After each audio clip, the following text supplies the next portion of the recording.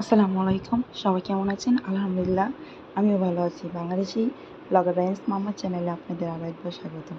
তো আজকে আমি মজার একটা রান্না করব, সেটা হচ্ছে টক। তো টকটা রান্না করব হচ্ছে, আমি রুই মাছের মাথা নিয়েছি আর লেজের অংশ নিয়েছি। তো এখানে আমি কচুরমুখী সিদ্ধ করে নিয়েছি আগে থেকেই। কচুরমুখীগুলোকে সিদ্ধ করে বেছে তারপর এভাবে হাত দিয়ে একটু টিপে টিপে দিতে হবে। আর দিয়ে দিলাম পেঁয়াজ, কাঁচামরিচ দিয়ে দিব, রসুন বাটা হাফ টেবিল চামচ, আদা বাটা হাফ টেবিল চামচ দিয়ে দিব। তো এই টকটা রান্না করে আপনারা সবাই খেয়ে দেখবেন, খুবই মজা টকটা।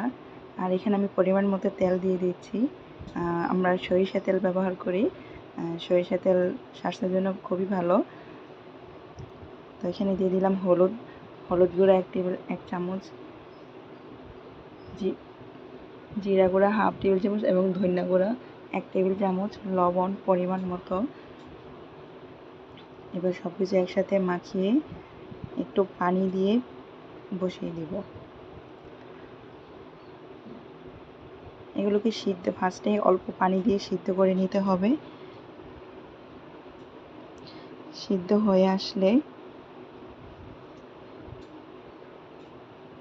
আপনাদের এখানে টক কীভাবে রান্না করেন আমার সাথে শেয়ার করতে পারেন। আমরা তো এভাবে টক রান্না করি।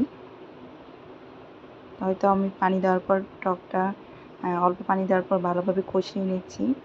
তো কষানো হয়ে গেলে আমি ফ্রোজেন করা টমেটো দিয়ে দিচ্ছি এখানে।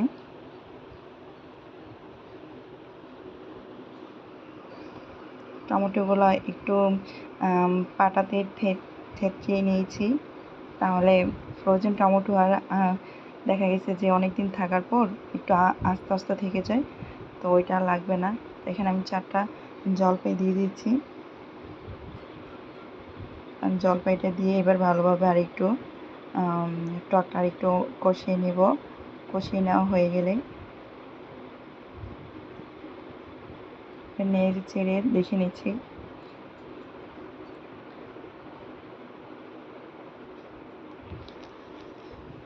তো আমার টকটা কষিয়ে নেওয়া হয়ে গিয়েছে। আমি এবার টকে পানি দিয়ে দেব পরিমাণ মতো। টকটা যদি পানি দেওয়ার পর ভালোভাবে সিদ্ধ করে নেই, তাহলে খেতে খুবই মজা হবে। তো এইভাবে রান্নাগুলো আমরা এটাকে টকই বলি। আপনারা কি বলে থাকেন তা জানাবেন কমেন্ট বক্সে। আর আমার ভিডিওগুলো যদি ভালো লেগে থাকে তাহলে আমার পাশে থাকবেন, সাবস্ক্রাইব করে লাইক ফলো দিয়ে আমার পাশে থাকবেন। তো টকটা আমার প্রায় রান্না হয়ে গিয়েছে। ধনেপাতা দিয়ে দিলাম। ধনেপাতা দিলে সুন্দর একটা ঘ্রাণ আসবে। আমার টক রান্না শেষ। সবাই ভালো থাকবেন।